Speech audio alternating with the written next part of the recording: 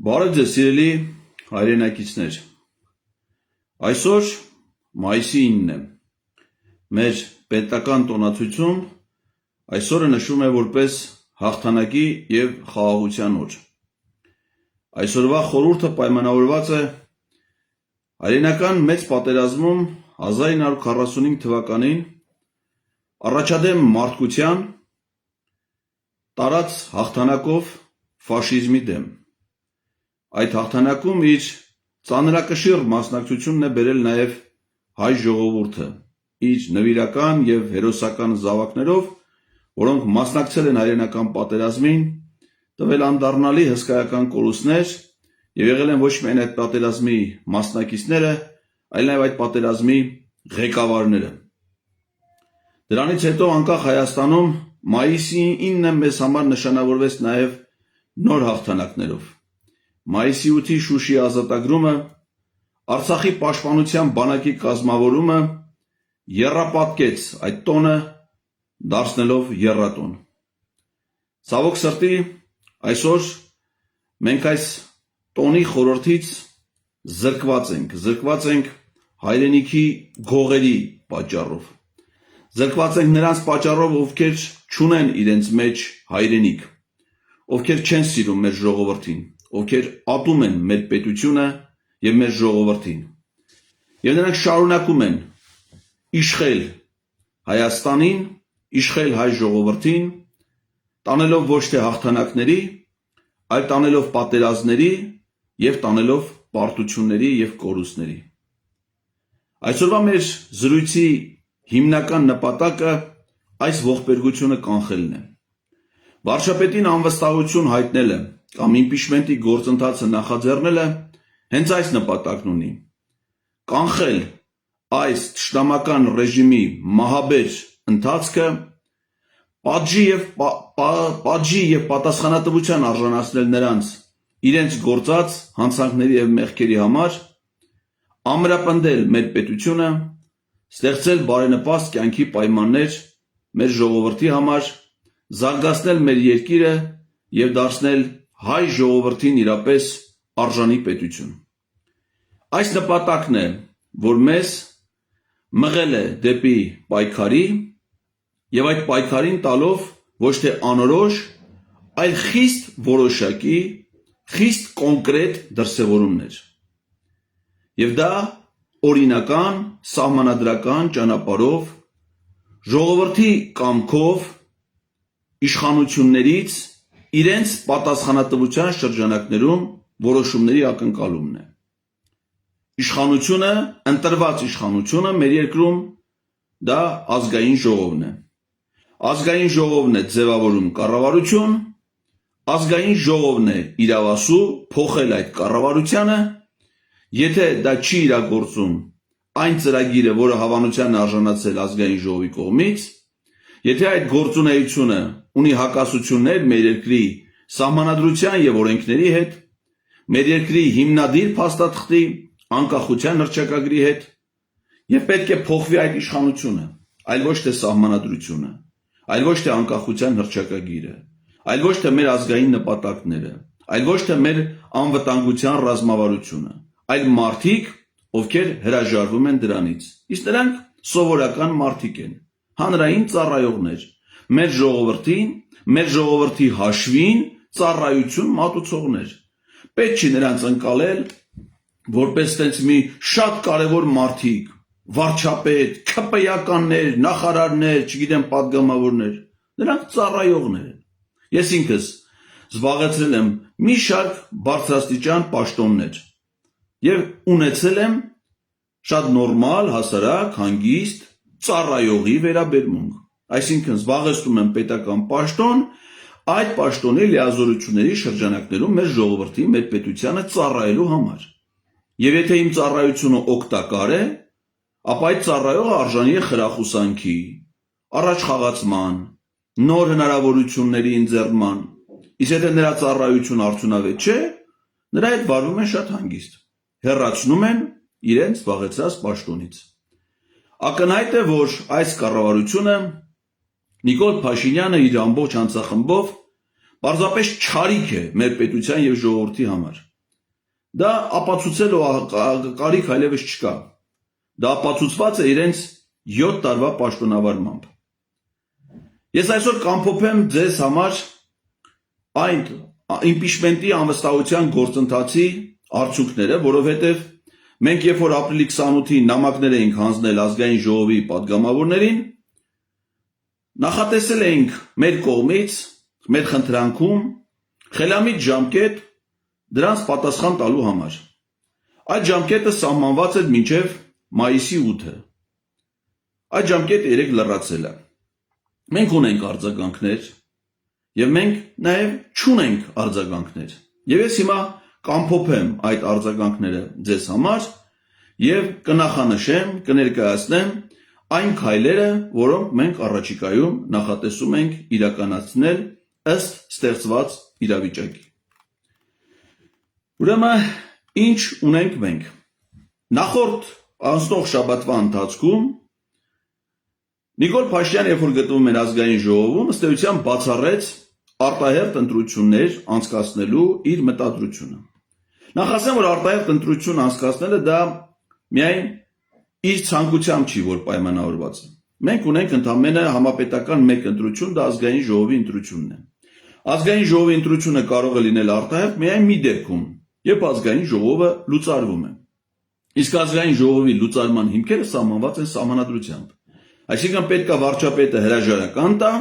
եւ ազգային ժողովը երկու անգամ վարչապետ չընտրի։ Միայն այդ դեպքում է ազգային ժողովը լուծարվում։ Ակնհայտ է, որ Նիկոլ Փաշինյանը հիմա հրաժարականի մտադրություն չունի, վախենում է, որ իր հրաժարականի դեպքում թույլ չի տրվի, որ նա իշխանազավթում իրականացնի, ինչպես արել է 18 եւ 21 թվականներին, եւ նաեւ վախենում է, որ այդ հրաժարականից հետո ազգային ժողովը կարող է իսկապես նրա փոխարեն ընտրել այլ վարչապետ։ Հետևաբար այդ վախերը թույլ չեն տալու նրան գնալ արտահերթ ընտրություն արհեստականորեն կազմակերպելու ճանապարհով, ինքն էլ է դա հասկացել եւ հայտարարեց, որ դա հնարավոր չի։ Այսինքն, եթե արտահերթ ընտրություններ չի լինելու, ուրեմն Նիկոլ Փաշինյանի իշխանությունից հեռացնելու մնում է ընդամենը երկու ճանապարհ՝ հերթական ընտրություններ, որոնք նախատեսված են 2026 թվականին, եւ անվստահության գործընթաց։ Այն ինչ որ նախատեսված է 2026 թվականին, մենք հիմա 2025 թվականի մայիսին չենք քննարկում։ Դա գալու է մեր կամքից անկախ, դա գալու է բնության ուժով, հետևաբար մենք հիմա չենք կարող քննարկել, թե ինչ պետք է լինի 2026 թվականին։ Եթե մեզնից պահանջում է իրականացնել գործողություններ, ապա այդ գործողությունները պետք է վերաբերվեն հիմիկվա ընթացքներին, այսօրվա մեր քայլերին։ Հետևաբար, այս պայմաններում անվստահության կամ իմպիչմենտի գործընթացը դառնում է էքսկլյուզիվ, դառնում է բացառիկ, ուրիշ այլ տարբերակ նրան իշխանությունից հեռացնելու, քան իմպիչմենտն է, այլևս գոյություն չունի։ Իդեպ ասեմ, երբ որ մենք սահմանել ենք մայիսի 8-ը որպես մեզ ակնկալվող պատասխանի վերջնաժամկետ, դա էլ իր մեջ իր խորհուրդն ունի, որովհետև մայիսի 8-ը այն գեղեցիկ օրը մինչև 2018 թվականի, երբ որ մենք նշում ենք որպես Շուշի ազատագրման օր եւ մեր եռատոն, 2018 թվականից դարձավ հայ ժողովրդի պատմության ամենաողբերգական, ամենադժբախտ օրերից մեկը, որովհետև այդ օրը Նիկոլ Փաշինյանը 2018 թվականին ընտրվեց Հայաստանի վարչապետի պաշտոնում։ Եթե 2025 թվականի ապրիլի 28-ին ազգային ժողովի падգամավորները, որոնք ստացել էին մեր առաջարկը, սկսեին անվստահության գործընթաց եւ համախմբեին մեր ժողովրդին այդ գաղափարի շուրջ, ապա միգուցե այս տարվա մայիսի 28-ին, հենց այդ նույն օրը, ազգային ժողովը ոչ թե Նիկոլ Փաշինյանը գորգռար եւ ճղճղար այդ падգամավորների վրա, նրանց սպառնալով բանտեր նետել, այլ լիներ ճիշտ հակառակը։ Այդ օրը ազգային ժողովը հենց անվստահություն հայտներ Նիկոլ Փաշինյանին։ Ցավոք սրտի մենք բաց թողեցինք նաեւ այդ խորհրդանշական օրվա գաղափարը, բայց առաջիկա օրերը իրենց խորհրդով դեռ արժևում են։ Հունիսի 1-ը Կիրակի օրը Նիկոլ Փաշինյանի ծննդյան օրն է, եւ միգուցե կարելի է նրա ծննդյան օրվան ընթառաջ մի լավ գեղեցիկ նվեր պատրաստել նրան քրեակատարողական հիմնարկում մատուցելու համար։ Այդ հնարավորությունը դեռևս կա եւ այդ հնարավորությունը մենք բաց թողնելու իրավունք չունենք։ Ես ձեզ չեմ ուզում կրկնել այն ամենը, ինչ որ ես ասել եմ մի քանի օր առաջ մայիսի 5-ին այս թեմայով ներկայացվող զեկույցի ժամանակ, եւ կասեմ միայն այն, ինչ ունենք այս պահին, այսինքն մայիսի 9-ի ամփոփման դրությամբ։ Մեր նամակին ի պատասխան մենք գրավոր պատասխաններ, ինչը որ ենթադրում էր քաղաքավարությունը, որ падգամավորների պարտականությունը, որ փոստային կապի միջոցով ինչպես ուղարկել էինք, այնպես էլ ստանանք, փոստով ես որևէ падգամավորից դեռ նամակ չեմ ստացել։ Միգուցե նրանք ուղարկել են դեռ փոստային կապի ծառայությունը տեղ չի հասցրել, հաշվի առնելով, որ նաև այսօր ոչ աշխատանքային օր էր, բայց գրավոր նամակներ, մեր նամակներին ի պատասխան ես ստացել եմ ազգային ժողովի հետևյալ падգամավորներից։ Քաղաքացիական պայմանագիր խմբակցությունից գրավոր պատասխանել է падգամավոր Թաքուհի Ղազարյանը, նամակը որպեսզի ամբողջությամբ ձեզ չընթերցեմ, մոտավորապես հետևյալ բովանդակություն ունի, որ ինքը չի պատրաստվում իրականացնել վարչապետին անվստահություն հայտնելու գործընթաց, համամիտ է կառավարության վարող քաղաքականության հետ, կիսում է այդ կառավարության գործունեության քաղաքական պատասխանատվությունը։ Այդ նամակը իհարկե ինձ չի բավարարել որպես պատասխան եւ ես առաջիկայում հանդիպում եմ խնդրելու տիկին Ղազարյանից այդ նամակի եւ իմ նամակի եւ իր նամակի բովանդակությունները համադրելու եւ քննարկելու նպատակով։ Ինձ գրավոր պատասխանել է քաղաքացիական պայմանագիր կուսակցության վարչության նախագահի տեղակալ, այսինքն Նիկոլ Փաշինյանի տեղակալը կուսակցության գծով եւ այդ խմբակցության падգամավոր Վահագն Ալեքսանյանը։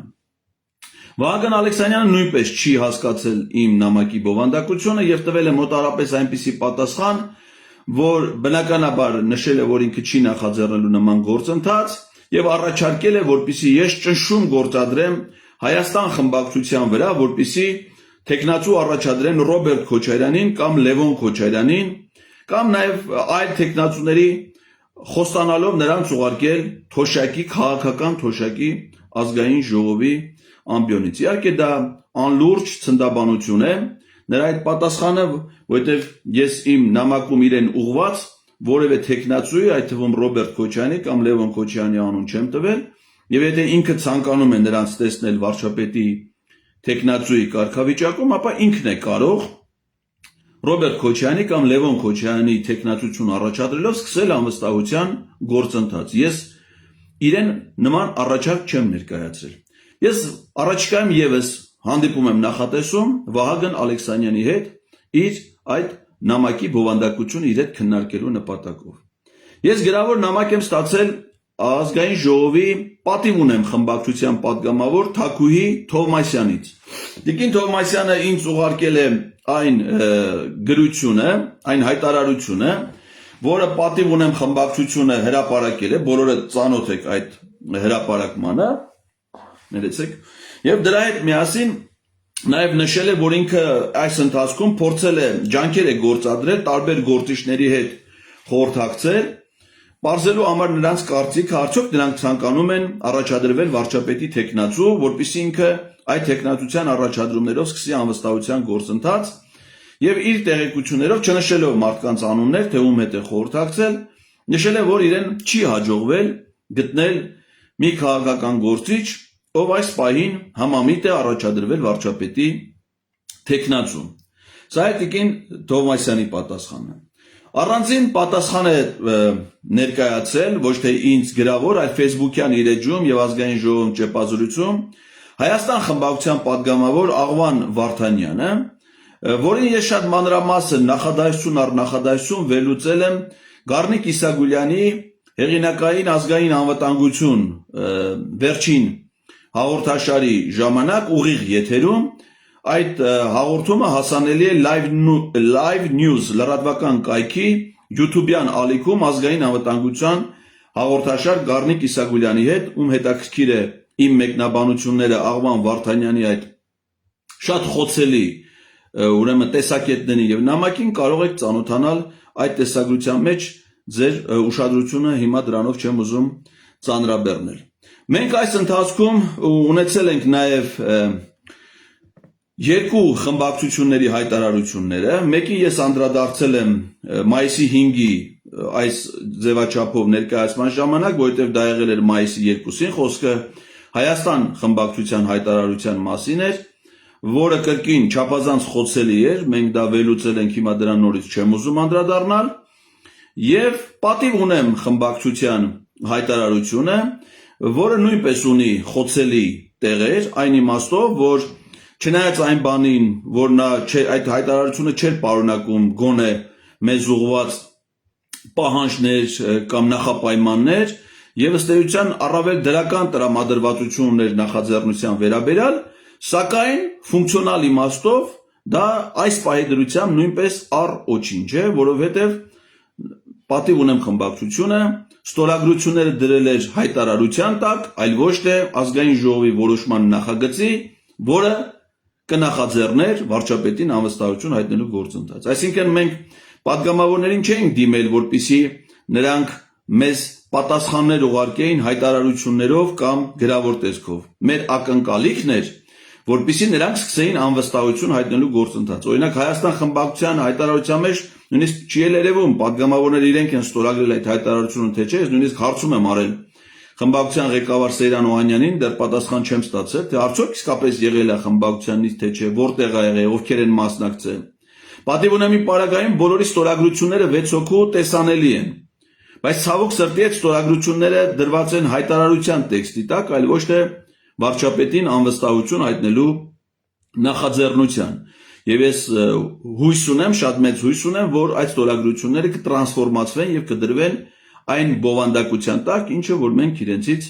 արդարացիորեն ակնկալում ենք։ Այսինքն այդ հայտարարությունն էլ մեզ այս պահին չի կարող բավարարել իր բովանդակության մեջ։ Կան նաեւ այսօր պարզ դարձավ, որ նորաստեղծ մի կուսակցություն կա, Մասկ, եթե չեմ սխալվում, որը հիմնադրել են քաղաքացիական պայմանագիր խմբակցությունից դուրս եկած պատգամավորներ Հովիկ Աղազարյանը, Հակոբ Ասլանյանը եւ մի խումբ այլ քաղաքացիներ։ Հովիկ Աղազարյանը նախապես հայտնել էր, որ այսօր կլինի իրենց կուսակցության վարչության նիստը, որտեղ քննարկելու են անվստահության գործընթացին վերաբերող հարցը։ Նա այսօր հայտարարեց, որ ըստ էության այդ նիստը եղել է եւ իրենք մտադիր են, որոշում են կայացրել, սկսեն վարչապետին անվստահություն հայտնելու գործընթաց եւ միաժամանակ հայտարարեց, որ դա իրենք պատրաստում են իրականացնել 2025 թվականի մայիսի 20-ին, այսինքն մայիսի 20-ին նրանք ըստ Հովիկ Աղազարյանի հայտարարության արդեն կունենան նաեւ վարչապետի թեկնածու։ Այսինքն այսօր հայտարարեցին, որ սկսում են գործընթացը, սկսելու են, բայց պաշտոնապես դա կմեկնարկի բնականաբար այն ժամանակ, երբ որ կլինի նաեւ վարչապետի թեկնածու, այսինքն մայիսի 20-ին փաստացի լինելու է վարչապետին անվստահություն հայտնելու գործընթաց նրանց կողմից։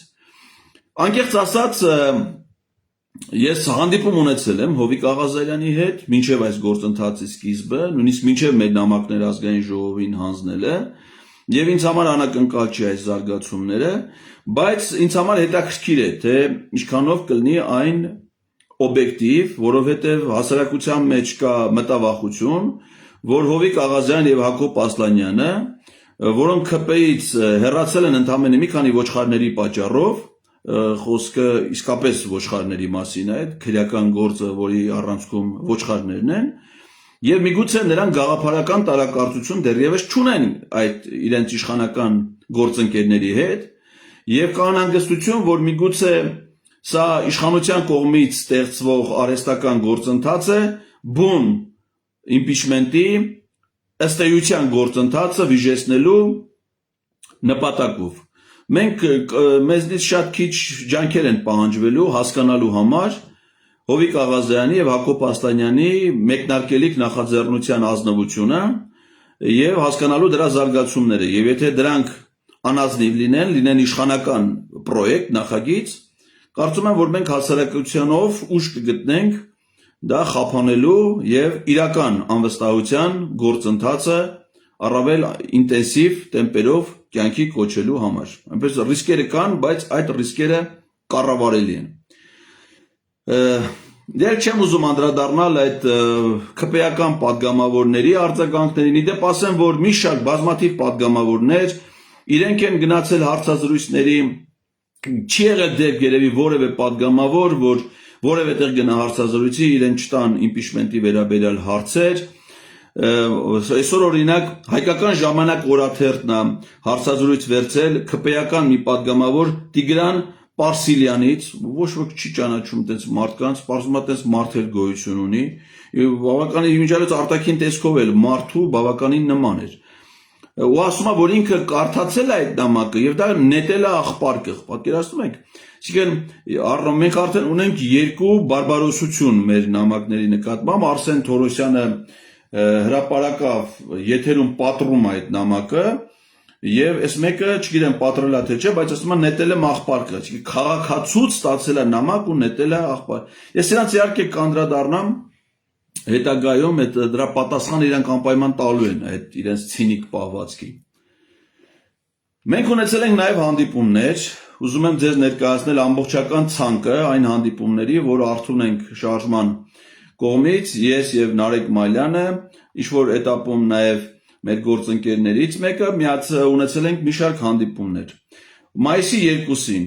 իրավաբաններ Արամ Օրբելյանի եւ Վահե Գրիգորյանի հետ, խոսքը Սահմանադրական դատարանի նախկին դատավոր Վահե Գրիգորյանի մասին չի, այլ շատ առավել փորձառու եւ բանիմաց իրավաբանի մասին է խոսքը։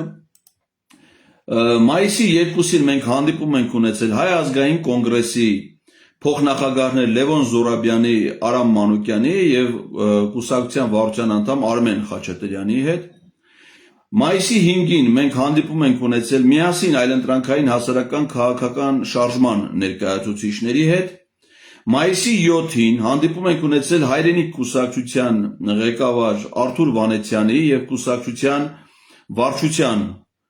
անդամների հետ, կարծես թե ողջ կազմի, ամենայն դեպս մենք ճանաչում ենք գործընկերներին, մեծամասնություն առնվազն ներկա էին։ Մայիսի 8-ին մենք հանդիպում ենք ունեցել Հայաստանի Հանրապետական կուսակցության նախագահ Սերժ Սարգսյանի եւ կուսակցության գործադիր մարմնի եւս 6 անդամների հետ։ Մայիսի 10-ին վաղը նախատեսվում է հանդիպում ազգային ինքնորոշում միավորում կուսակցության Երևանի կազմակերպության ներկայացուցիչների հետ։ Սրանք այս պահի դրությամբ տեղի ունեցած եւ պլանավորված մեկ հանդիպման մասին տեղեկություններն են։ Բոլոր հանդիպումները անցել են շատ արդյունավետ, կառուցողական մթնոլորտում։ Գրեթե բոլոր դեպքերում մենք լսել ենք քաջալերող, աջակցող խոսքեր այս նախաձեռնության վերաբերյալ։ Առանձին դեպքերում եղել են նաեւ առավել առարկայական զրույցներ, մասնավորապես միասին շարժման, Հայրենիք կուսակցությունում, Հանրապետական կուսակցությունում, որի արդյունքները ակնկալում ենք առաջիկա ժամանակաշրջանում։ Հիմա ամփոփելով նաև տարբեր падգամավորների արձագանքը, այս պահի դրությամբ, երբ որ մենք այլևս չենք էլ սպասում նոր նամակների ստանալ եւ այլևս այս իմաստով ամփոփում մենք չենք իրականացնի, արդյունքները հետևյալն են։ Մեծամասնությունը падգամավորների առհասարակ չեն արձագանքել, այսինքն քաղաքացիական պայմանագիր կուսակցության падգամավորները բաց այդ նամակ պատռողներից եւ առանձին ճեպազրույցում մի քանի падգամավորների տեսակետներից ընդհանուր առմամբ չեն արձագանքել։ Հայաստան եւ պատիվ ունեմ խմբակցությունները արձագանքել են առավելապես իրենց խմբակցությունների հայտարարությունների տեսքով։ Սա էլ ընդունելի չէր, որովհետև մենք ակնկալում ենք յուրաքանչյուր падգամավորի անհատական քաղաքական պատասխանատվությունը եւ պատասխանը, այլ ոչ թե թիմային։ Մենք խմբակցությունների նամակ չենք գրել, որ խմբակցություններից պատասխան ակնկալենք։ Ուրեմն առաջիկայում մեր հանդիպումները շարունակվելու են։ Ես ուզում եմ ձեզ տեղեկացնել, որ ազգային ժողովի կայքում կար հայտարարություն, որ նախատեսվում են քաղաքացիների ընդունելություններ ազգային ժողովի փոխնախագահների եւ հանձնաժողովների մոտ։ Ես զանգել եւ գրանցվել եմ եւ եկող շաբաթվանից սկսած ամսի 12-ից նախատեսում են հանդիպումներ ազգային ժողովի հատկապես քաղաքացիական պայմանագիր խմբակցության падգամավորների հետ։ Մասնավորապես մայիսի 12-ին ես կհանդիպեմ ազգային ժողովի փոխնախագահ Ռուբեն Ռուբինյանին, ժամը 2-ից 4-ն է նախատեսված քաղաքացիների ընդունելությունը։ Ամսի 16-ին կհանդիպեմ ազգային ժողովի նախագահի տեղակալ Հակոբ Արշակյանին։ Ուրեմն ամսի 12-ին կա հանդիպում տարածքային կառավարման, տեղական ինքնակառավարման, գյուղատնտեսության հետ հանձնաժողովում, ամսի 14-ին աշխատանքի սոցիալական հարցերի հանձնաժողովում, ամսի 15-ին պետաիրավական հարցերի հանձնաժողովում, ամսի 16-ին տնտեսական հարցերի հանձնաժողով, 19-ին առողջապահության եւ այդպես։ Ես առաջիկայում հիմա կդնեմ Facebook-ում իմ հանդիպումներ այդ հանձնաժողովների հետ եւ կխնդրեմ զանգվածային լրատվամիջոցների ներկայացուցիչներին ինձ հետ գալ այդ հանդիպումներին։ Ես իրանց հետ մասնավոր անհատական հարցեր չեմ քննարկում, գաղտնիք չկա եւ կարծում եմ, որ պետք է այդ հանդիպումները լինեն ուղիղ եթերում, մարդիկ լսեն, թե ես ինչ հարցեր եմ պատրաստվում բարձրացնել ազգային ժողովի քաղաքացիական պայմանագիր խմբակցության падգամավորների առաջ, նախապես իրենց ասել եմ, որ իմ հանդիպման նպատակը միայն իմպիչմենտի թեման, անվստահության թեմայի քննարկումն է, յուրաքանչյուր հանձնաժողովի հետ եւ ազգային ժողովի փոխնախագահի հետ իրենց ոլորտին առնչվող հարցերի շրջանակներում։ Այսինքն, օրինակ, տնտեսական հարցերի մշտական հանձնաժողովի անդամների հետ մենք քննարկենք կառավարության ծրագրի տնտեսական քաղաքականությանը վերաբերող բաղադրիչը եւ կպարզենք կառավարության գործունեությունը համապատասխանում է ծրագրին, թե ոչ։ Եվ այդպես շարունակ բոլորի պատասխանը մենք պետք է լսենք, այսինքն մեր ինտենսիվ աշխատանքը շարունակվում։ Այնպես ստացվեց, որ այս շաբաթ հիմնական մեր շփումները թեկուզ առցանց ձևաչափում, տենց հեռավար հարցազրույցների միջոցով եղավ ընդդիմադիր падգամավորների հետ խմբակցությունների, որովհետև նրանք հայտարարություններով հանդես եկան, մենք մեր մեկնաբանությունները տվեցինք այդ հայտարարություններին եւ կարծես թե դիալոգը ծավալվեց նրանց հետ։ Բայց ես նախապես եմ ասել, որ մեր գործը ազգային ժողովի բոլոր падգամավորների հետ է եւ եկող շաբաթվանից սկսած մենք ավելի ինտենսիվ կփորձենք աշխատել քաղաքացիական պայմանագիր խմբակցության падգամավոր։ Ես շատ ուրախ կլինեմ, որ ընդդիմադիր խմբակցությունների падգամավորները միանան այս արշավին, որովհետև եթե սահմանափակ հնարավորություն ունեմ կոնկրետ օրերի ժամերի հանդիպել ԿՊ-ական падգամավորների հետ, ազգային ժողովի շենքում գտնվող ընդդիմադիր падգամավորները նման սահմանափակումներ չունեն եւ իրենք ավելի ինտենսիվ կարող են այդ աշխատանքը տանել, այսինքն այն որ պիտի Էդգար Ղազարյանը կամ Նարեկ Մայլյանը գնա իրանց համար որսի եւ ԿՊ-ական падգամավորներ որսա եւ բերի հանձնի իրանց որպես ուրեմն ավար, կարծում եմ դա անհիմն մոտեցում է եւ եթե իրենք նույնպես ուզում են որ Նիկոլ Փաշինյանը հեռանա, կարծում եմ որ իրենք էլ են ուզում, ամենայն դեպս իրենք իրենց հայտարարություններում դա ասում են, չնայած գործով դեռ չեն ապացուցել եւ եթե ուզում են, իսկապես նրանք էլ պիտի միանան այս արշավին, այս աշխատանքին եւ ես շատ ակտիվ աշխատելու եմ այդ ուղղությամբ օգտագործելով բոլոր հնարավորությունները ԿՊ-ական падգամավորներին։ Զանգելու եմ, հանդիպումներ եմ խնդրելու անհատական, օգտվելու եմ քաղաքացիների ընդունելության այս ձևաչափից եւ այլն։ Ինչ ունենք մենք, մեր ընդդիմադիր падգամավորներից անկեղծ ասած մեծ հիասթափություն ապրեցի այս ժամանակաշրջանում պայմանավորված իրենց արձագանքներով, որ նրանք այս մեր գրության հիմնական բովանդակությունը թողած,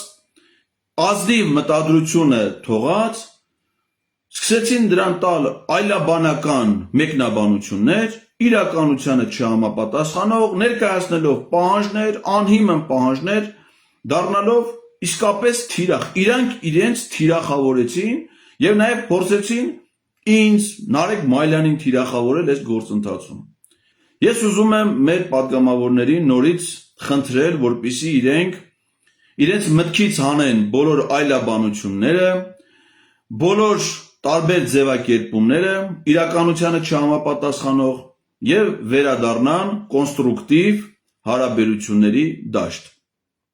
Այս գաղափարի հեղինակը վարչապետին անվստահություն հայտնելու իմ գաղափարը չի։ Ես դրա նկատմամբ հեղինակային իրավունքներ չունեմ։ Ընդդիմադիր մեր գործընկերների շատերը, հատկապես Հայաստան խմբակցությունից, ասում են, որ այդ գաղափարի հեղինակը իրենք են, առաջին անգամ իրենք են դա ասել, իրենց այդ իմաստով եմ ուզում հիասթափեցնել, որ այդ գաղափարի հեղինակը նաև իրենք չեն։ Այդ գաղափարի հեղինակը Հայաստանի Հանրապետության սահմանադրությունն է։ Սահմանադրության մեջ է նախատեսված, որ վարչապետին կարելի է անվստահություն հայտնել։ Եթե իրենք առաջինը գիտեին դրա մասին եւ չեն անում, դա ավելի վատ։ Ուրիշ բան, որ իրենք ասեին մենք չգիտեինք դրա մասին, դրա համար չենք արել։ Պարզվում է իրենք գիտեին, ու 2022 թվականից մինչև հիմա իմանալով որ կա նման հնարավորություն, այդ հնարավորությունը չեն գործածել։ Դա շատ վատ է, որ չեն գործածել։ Որ իրենք ասում են, որ իրենք տեսնում են, որ կա այդ հնարավորությունը, անհրաժեշտությունը, ինչ որ մեկը չպիտի նստի լայվերով իրենց ասի, թե իրենք ինչ անեն եւ այլն, այդ անհիմն մեծամտությունը նույնպես պետքա դնել մի կողմ։ Եթե իրենք գիտեն, հիմնավորումներն ունեն ու չեն անում, դա շատ վատ է։ Ավելի լավ կներ ասեին, որ մենք չգիտեինք, հիմնավորումները չէինք տեսնում, նոր ենք իմացել, դրա համար արագ կսկսենք։ Իսկ եթե պարզում է, որ իրենք նաև հիմնավորումների մասին գիտեն ու չեն անում, դա իրենց վիճակը ավելի բարդացնում է։ Եվ ամենևին պետք չի նման մեծամիտ կեցվածք ընդունել, առհամարանքով խոսել մարդկանց հասցեին, ընդ որում այն մարդկանց, ովքեր ամեն ինչ անում են հենց հատկապես իրենց գործունեության արդյունավետությունը բարձրացնելու համար, անում են կառուցողական դիրքերից։ Այդ անհիմն մեկնաբանությունները, որ թիրախավորվում է Հայաստան խմբակցությունը, որ սա արվում է Հայաստան խմբակցությանը թիրախավորելու համար, սա շանտաժ է, սա անում են թիրախավորելու համար երկրորդ նախագահին։ Այդ երկրորդ նախագահին ձեզնից ոչ մեկն ավելի քիչ չի հարգում, քան մենք։ Երրորդ նախագահին նույնպես, առաջինին էլ նույնպես, բոլորին էլ հարգում ենք ըստ իրենց արժանինքների, բոլորի հասցեին էլ պատրաստ ենք խոսել քննադատաբար, եթե այդ քննադատության առիթը կա, ցավոք սրտի այդ քննադատելու առիթն էլ կա։ Այս գործընթացի հետ նախագահները որևէ կապ չունեն։ Պարզ պատճառով, որ նախագահները ազգային ժողովի падգամավորներ չեն։ Պետք չի այն գործը, որ падգամավորները պետք է անեն, փորձեն տանել կապել մարդկանց հետ, ում որ իրանք միգուցե հարգում են, ում կարծիքը միգուցե լսում են, ում կարծիքով երբեմն նաև առաջնորդվում են։ Դա շատ նորմալ է։ Յուրաքանչյուրս էլ մեր կյանքում ունենք մարդիկ, որոնք մեզ համար ունեն կարևոր նշանակություն, որոնց կարծիքի հետ մենք հաշվի ենք նստում, որոնց հետ մենք խորհրդակցում ենք տարբեր հարցերում։ Ինձ համար նույնպես նման մարդիկ կյանքի բոլոր էտապներում էլ եղել են եւ հիմա էլ կան։ Բայց դրա արդյունքում, անկախ դրանից, թե մարդ ում հետ է խորհրդակցում, ինչ քննարկումներ ունենում, ունի իր պատասխանատվության շրջանակը։ Հետևաբար մեր падգամավոր գործընկերները չեն կարող իրենց պատասխանատվությունը վերագրել այլ մարդկանց, այդ թվում նախկին նախագահներին եւ նրանց դարձնել այս գործընթացի պատասխանատուներ։ Ոչ մի դեպքում դա չի կարելի անել եւ ես երբեք այդպես չեմ մտածել, որ այս գործընթացում նախկին նախագահներից որևէ մեկը ունի պատասխանատվություն։ Պատասխանատվության բաժինը հասանելի է միայն 107 հոգու։ Նրանք, ովքեր հիմա հանդիսանում են ազգային ժողովի падգամավորներ։ Եվ մենք մեր падգամավորներին բացարձակապես թիրախավորելու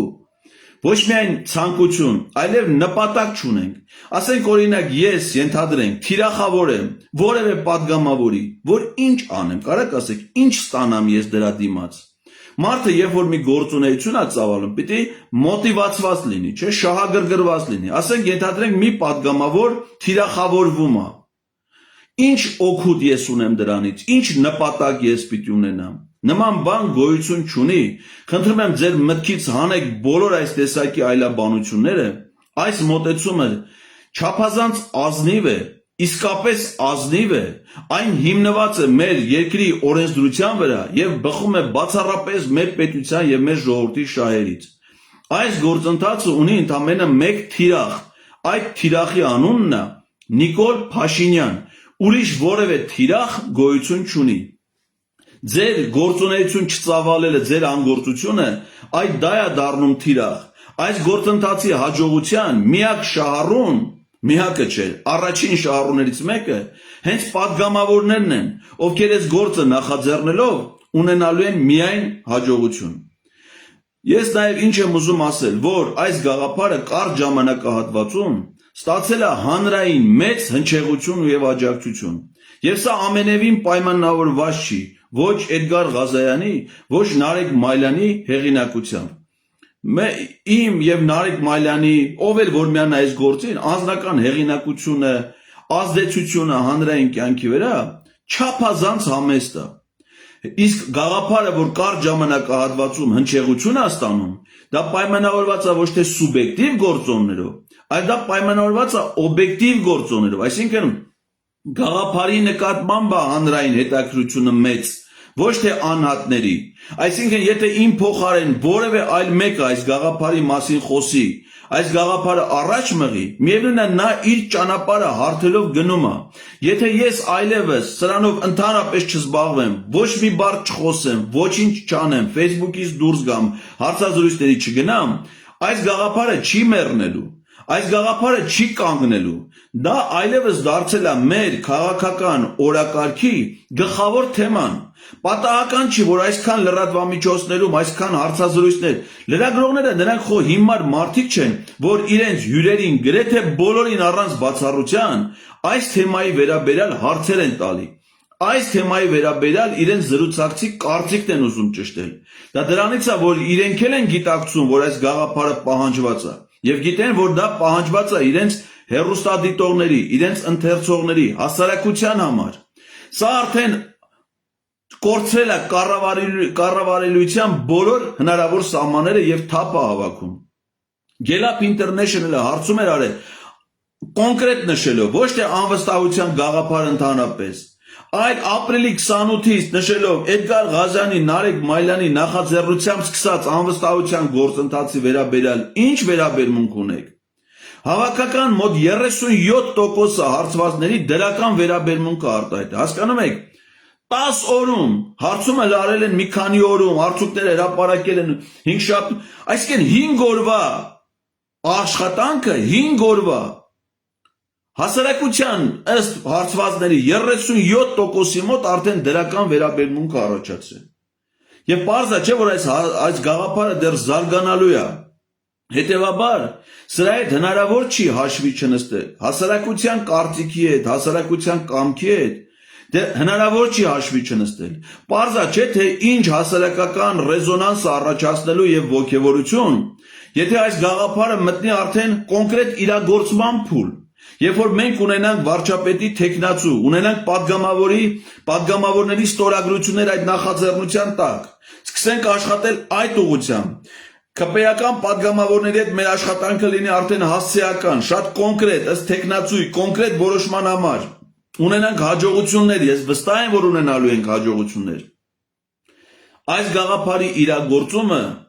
ձնագնդի էֆեկտով, երկրաչափական պրոգրեսիայով է իր ազդեցությունը թողնելու հասարակական հարաբերությունների վրա։ Մարդիկ ինչ են այս գաղափարը ընդունում, որովհետև լսում են եւ իմ, եւ մեր գործընկերների կարծիքները, դրանք համադրում են պատգամավորների տված մեկնաբանությունների հետ եւ տեսնում են, որ նրանք պարտվում են։ Այսինքն պարտվում են գաղափարապես, չեն կարողանում հիմնավորել, թե նրանք ինչի չեն սկսում այդ գաղափարը։ Մարդիկ նրանց շատ պարզ հարցեր են տալի։ Ասում են, լավ, եթե սկսեցիք, հաջողություն չունեցաք, ինչ եք կորցնում։ Ինչ եք կորցնում, ոչինչ չեք կորցնում, չէ՞ որ եթե հաջողություն չի ունենում, Նիկոլ Փաշինյանը մնում է վարչապետ։ Հետո դուք էլ եթե հիմա չեք սկսում, Նիկոլ Փաշինյանը մնում է վարչապետ։ Իսկ եթե սկսում եք,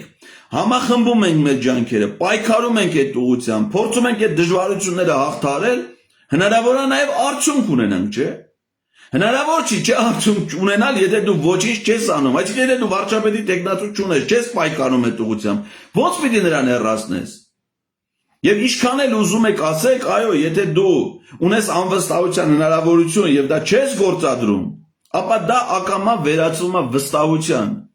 Իսկ Նիկոլ Փաշինյանին գիտակցված կամ ակամա վստահություն ցուցաբերելը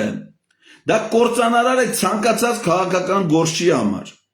Մենք այդ պատգամավորներին հիմա նամակով դիմում ենք, որովհետև իրանք պատգամավորներ են։ 2026 թվականին մենք իրենց չենք դիմի, եթե իրենք պատգամավորներ չլինեն, էլ ինչի դիմենք, իսկ իրենք չեն կարող պատգամավոր լինել։ Եթե այս մոտեցումն են ցուցաբերում, եթե չեն ուզում պայքարել, եթե չեն ուզում դժվարություններ հաղթահարել, եթե չեն ուզում մեր ժողովրդի կամքը իրականություն դարձնել։ Իսկ ես առավել քան վստահ եմ եւ զգում եմ, որ հասարակության գերակշիռ մասը նրանք ուզում են հեռացնել Նիկոլ Փաշինյանին։ Իսկ եթե ուզում ենք, ապա պետք է գանք ռացիոնալ դաշտ, չէ՞, ինչպես է դա հնարավոր։ Եթե քննարկում ենք բոլոր հնարավոր տարբերակները եւ գալիս ենք ընդամենը մեկ լուծման, որ գոյություն ունի ընդամենը մեկ լուծում, Երկրորդը գոյություն չունի, որ երկրորդը ասենք այս ճանապարհով է կարող են գնալ։ Մնում է սա, ուրեմն հասկանալով այս ճանապարհի դժվարությունները, հասկանալով այս ճանապարհի խնդիրները, մենք ոչ թե պետքա խուսափենք այդ դժվարություններից, այլ հաղթահարենք այդ դժվարությունները։ Եվ ես վստահ եմ, որ այդ գաղափարը հաջողություն ունենալու։ Փորձում են ծաղրել, փորձում են ասել անլուրջ, Պետրոսի տեսակետն է եւ մեր մի շարք պատգամավորների։ Այս անլուրջ է, impeachment-ի գործընթացը անլուրջ է։ Սրանից լուրջ բան գոյություն չունի։ Երբեմն մենք դա շատ խիստ, լուրջ, ծանր փաստարկներով ենք ներկայացնում, երբեմն հումորով, երբեմն սարկազմով, բայց այս գաղափարը չափազանց լուրջ է, եւ այս գաղափարը ունենալու է միայն հաջող լուծում, եւ այդ հաջող լուծումը Նիկոլ Փաշինյանին հեռացումն է։ Ես վստահ եմ, որ դա լինելու է։ Մենք մտնել ենք արդեն այս գաղափարի ներկայացման շուրջ քննարկումները այլևս համարյա ավարտված են։ Նոր բան չկա ասելու, հիմնավորված է եւ այդ հիմնավորումները հասել են մեր հասարակությանը եւ ստացել են բավարար աջակցություն։ Մենք հիմա եկող շաբաթվանից թեւափոխելու ենք այս պայքարի նոր փուլ եւ այս պայքարի վճռական փուլը լինելու այն ժամանակ, երբ գոնե ընդդիմադիր դաշտի քաղաքական ուժերի կողմից կլինի ներքին քննարկումներ, մենք հիմա մեր այս քաղաքական քննարկումների արդյունքում ակնկալում ենք իրենց ներքին քննարկումները, որոնց արդյունքում կլինի միասնական թեկնածու եւ մենք բոլորս մեր ջանքերը կգործադրենք այդ միասնական թեկնածուի շուրջ համախմբվելու, նրան նաեւ հանրային մեր աջակցությունը ցուցաբերելու եւ գործընթացը առաջ մղելու համար։ Եվ մենք վստահեցնում եմ ձեզ, որ ռեկորդային կարճ ժամանակահատվածում հնարավոր է ունենանք փայլուն արդյունքներ։ Ես առավել քան վստահ եմ, այս գաղափարը լուրջ գաղափար է, այս գաղափարը դառնալու է իրականություն եւ այս գաղափարը իրականություն է դառնալու մեր բոլորի միասնական ջանքերով, մեր բոլորի ցանկությամբ եւ դրա արդյունքում մեզ հաջողվելու է Նիկոլ Փաշինյանին վռնդել իշխանությունից, կանխել մեր պետության կործանարար ընթացքը եւ պայմաններ ու միջավայր ստեղծել մեր պետության անվտանգության ամրապնդման, իրական եւ տևական խաղաղության հաստատման եւ արժանապատվորեն մեր խնդիրները լուծելու, մեր պետությունը եւ հասարակությունը զարգացնելու համար։ Կյանքը շարունակվում է այս նախաձեռնության իրականացման նոր փուլով, նոր տեմպերով, որը մեզ մոտեցնում է նվիրական հաղթանակին։ Բարին ընձեզ, Աստված մեզ բոլորից պահապան, շնորհակալություն ուշադրության համար, եւս մեկ անգամ շնորհավորում եմ հաղթանակի եւ խաղաղության տոնի առիթով, մաղթելով մեզ նոր հաղթանակներ եւ դրա արդյունքում հաստատվելիք իրական խաղաղություն։ Շնորհակալություն, բարի գիշեր ձեզ։